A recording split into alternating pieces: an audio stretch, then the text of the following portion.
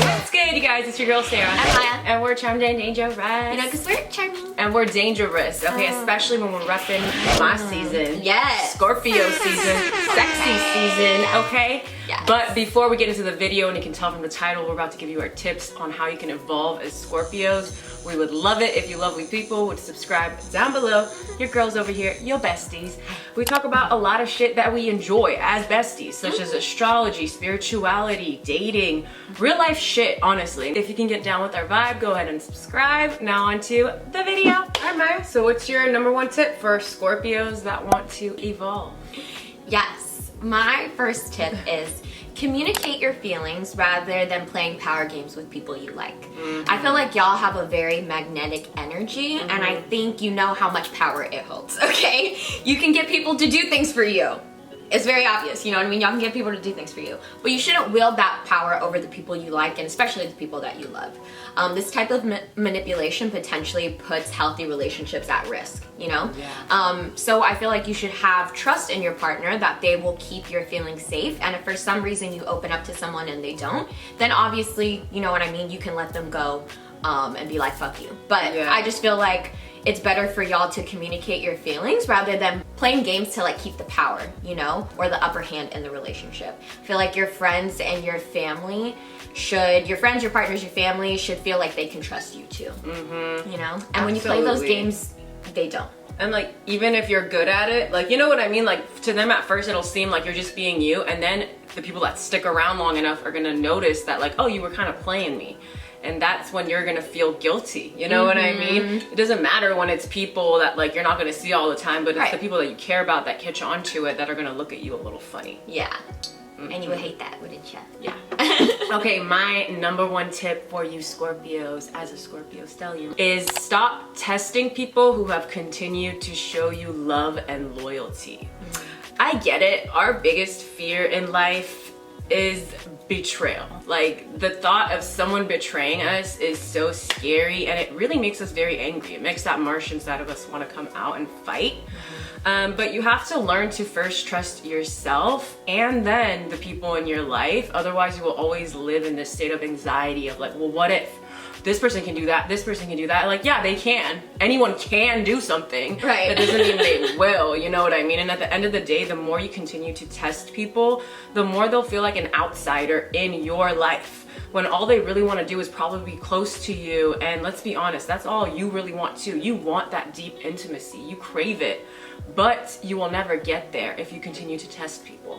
Yeah, that's so true. I almost feel like too, you're almost not trusting yourself when you continue to test people. Absolutely. You know, because absolutely. it's like, if you trusted yourself, Scorpio, and the people that you brought in the first time, then you wouldn't have to keep testing them. You know what I mean? So like, do your testing. Don't say don't test, because I know that's a part of your thing. Yeah. But don't keep testing them years later, you know? Like, what we're really trying to say is don't become Joe from you. Yeah. You know what I mean? Like, we all know he's a Scorpio, and if you didn't know, Penn Badgley himself is also a Scorpio stellium.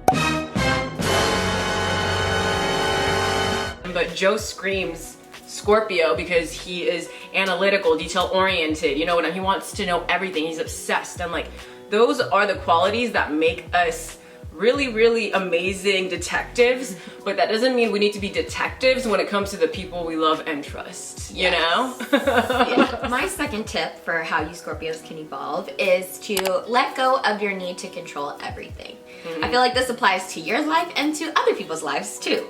Listen, I know y'all Scorpios can get shit done. You have a certain persistence and determination, but you will drive yourself crazy trying to control everyone else's emotions. You have to let some people do it on their own and learn their own lessons.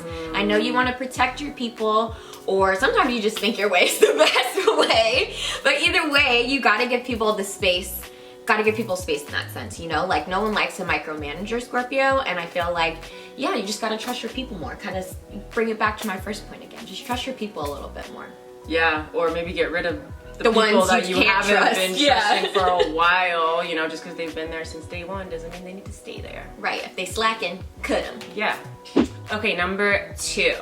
Learn the difference between your intuition and paranoia. Oh my gosh, this is something that I have been trying to learn. I've gotten better at it than I used to be, but I definitely didn't know how to distinguish between the two, and it really made me live, again, in a state of anxiety, because I couldn't tell, like, is this my body telling me this about this person, or is this just my biggest fears trying to come out to play? You know what I mean? And Scorpio is ruled by Mars, and the god of war, while Aries is the physical reflection of Mars, Scorpio is the mental reflection of Mars. So we really are trying to figure out how we can, you know, again, beat you at this mental game. But the thing is, that's coming from a state of paranoia and fear, not because we're like, I want to fight with you. We're like, I know you're trying to get me because my paranoia told me. And it's like, why are we doing that to ourselves? Like, let's put that energy into something beautiful, because Scorpio has a lot of energy, but we waste it on these, you know what I mean, negative situations, because we feel like a lot of people are out to get us, you know. And Scorpio just doesn't trust people, and even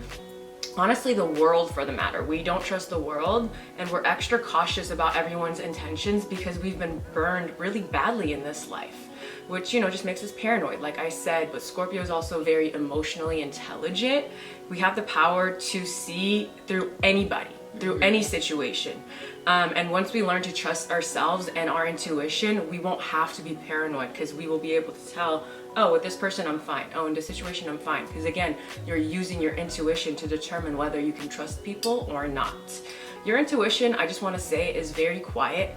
If you're trying to figure out how you can listen to it, your intuition is usually very quiet, and it doesn't have to repeat itself. Fear, on the other hand, is very, very loud. It screams at you, it repeats itself until, you know, you let it out. Learn to distinguish between the two so you don't have to live in this constant state of paranoia your whole life. Yes, because that paranoia will ruin relationships too, Scorpio. Yeah, it really will. And again, people are gonna call you crazy, and at the end of the day, you know you're not crazy, but because people don't have your intuition and they're not necessarily seeing things the way you're seeing it, and you're screaming it at them, they're gonna be like, you're being crazy. Okay, so you have a feeling, sit with it. You know what? Stop sharing it with people, because yeah, people probably won't see it. They'll see it 2 months later, and then they're gonna be like, oh shit, you were right. But at least you didn't waste your time trying to convince people. Like, my last point is, Scorpio, I feel like most grudges aren't worth your time. So let go of your plan to destroy that person's life. If it's been over 7 years, I think it's okay to let it go. Scorpios, I feel like she's like, hold on. I'm not sure about that, but wait, I feel like I proved my point. Scorpios are very passionate and fiercely loyal beings, and I'm sure you Scorpios are on the other side right now like, I'm not letting go. You don't know how fucked up they had me. And I'm sure they really did have you effed up, Scorpio. Like, I'm really sure that they did. they did. My fear, they definitely did, because y'all bring stuff out of people that, you know, they're normally embarrassed People about. love projecting on Yes. My fear, though, is when you seek revenge on the people who have hurt you. To me, that's a lot more time thinking about them, more energy putting into them, rather than energy being put into like moving on. You know what I mean? You know what I mean? Like you, mine. You cutting them out of your life once and for all is honestly the best revenge, because like I said, I feel like for a lot of people, that Scorpio that they know in their life was absolutely life-changing. So when they know that they don't have connection to that type of feeling, that type of love anymore, they're gonna go crazy, and that's the biggest FU you can give them, honestly. And I'm not saying forgive them, you know what I mean? I'm not saying that, but I'm saying like you don't have to actively be trying to destroy them either, because I feel like in the long run, you are the only one who will suffer in that situation. Absolutely. This is gonna come from a Scorpio, so listen up. Honestly, don't sit there and like plot their revenge. I really think what you should do, if you have feelings towards this situation or this person, let that fuel your passion. Let that fuel what it is that you're going after in life. I've said this on our podcast before, like when we are feeling happy and we create, that's a lot of energy, right? So why not use the same energy that we have towards people that had us fucked up, situations that had us fucked up, all that energy, and pour it into something that we want in life, instead of sitting there and just letting that energy brew. Like that to me is the ultimate revenge, because they don't even know that your feelings towards that situation are actually what you put towards your dreams, you know what I mean? But at the end of the day, there can always be a moment later in life where you somehow just end up being in the same room as that person that has you fucked up, and all of a sudden the power dynamic is funny, you know what I mean? Because you are out here doing big things. So let that be your revenge. Work hard, do the things you gotta do, and I promise you, if you wanna say a little fuck you to someone instead of actually plotting the revenge, it'll happen naturally. It will. It always does. Just focus on you. like I said, you have that passion, that persistence, that determination. Put it into something positive that you know isn't already dead. You know what I mean? You've already decided that you don't fuck with that person, that relationship's over. Put it into, like Sarah said, something positive, into your new goals, your new passions. Yes. Okay, number 3 for you beautiful, sexy Scorpios. I want you guys to remember that what's meant for you will always be yours. You never have to chase anything that's for you. You will always attract it, especially with the magnetism that you have. But Scorpios get obsessive, and even if every sign in the universe tells us no, Scorpio will say yes, and we will give every ounce of that pure Martian energy to something that's not meant for us because of our determination. Don't get me wrong, a Scorpio's dedication is one of our biggest strengths, but there's a time and a place for that. Learn to let go of those obsessive tendencies when something clearly isn't for you instead of chasing it. And you know what I'm talking about. You keep getting that sign like, nope, it's not working out. Oh, it could, but nope. You know what I mean? When you get those signs, really sit there and reflect and be like, okay, maybe this isn't for me. Maybe I am putting too much of my energy into this thing that's just not meant to be. You need to learn to determine like when that's happening instead of being like, I'm not a quitter. Sometimes it's not about quitting. Sometimes the universe is telling you this is not the path for you. And we need to get better at accepting that. A lot of fixed signs do, because fixed signs get obsessed, especially Scorpio, because we tie our emotions into it. And I just want to point out, we are the only sign in the zodiac that has 3 different evolutions. We're the Scorpion, the Eagle, and then the Phoenix. You know, so we are meant to evolve.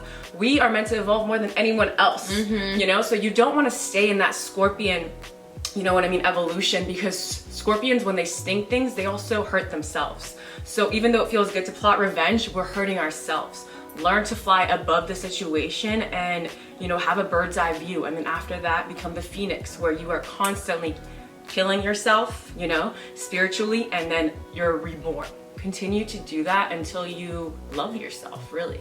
And it's not going to be an easy journey, but it's you. I feel like that is y'all's mission in life. You know what I mean? Because you also help other people heal. So like you have to go through the harder things. I understand, Scorpio. Like I understand that you're hurting, but I hate to say it selfishly, we appreciate y'all for that, because we learned so much from you because of how you shed, because of how you change and evolve. Yeah, we go through the pain so we can help other people understand their pain. And of course it hurts when it's happening to us, because no one ever told us how to deal with it.